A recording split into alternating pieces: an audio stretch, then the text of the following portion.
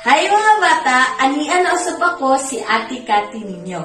Ug karon atong pagahisgutan ang mahitungod sa buutan nga bata nga si Maria. Ug kung ngano nga buutan si Maria. Okay, sige, ato nang pagasusihon. Si Maria ang unang anak ug aduna siya usa ka igsuon nga si Gloria.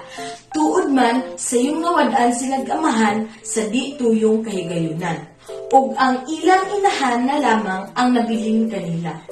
Ug lagi kay magulang man si Maria, siya ang kanunay nga nagtabang sa iyang inahan. Apan usa ka adlaw nagsakit ang iyang mama. Ug igsuon, kung ikaw si Maria, unsa man ang imong buhaton? Ay, parihason si Maria nga buutan ug mahigugmaon. Ma, ako, masabi lang sa akin nga ako'y nagtrabaho sa trabaho sa balay ma ha. Paayo lang dito sa kamuniguso ha. Salamat na. Ma, ito ka bunso.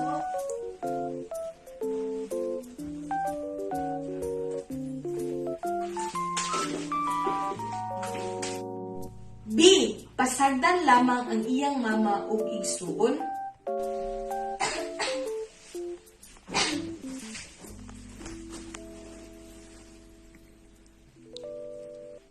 Tama! Letter A. Parehason si Maria nga buutan ug mahigugmaon. O di ba, kamo, love ba ninyo inyong mama ug papa ug mga igsuon?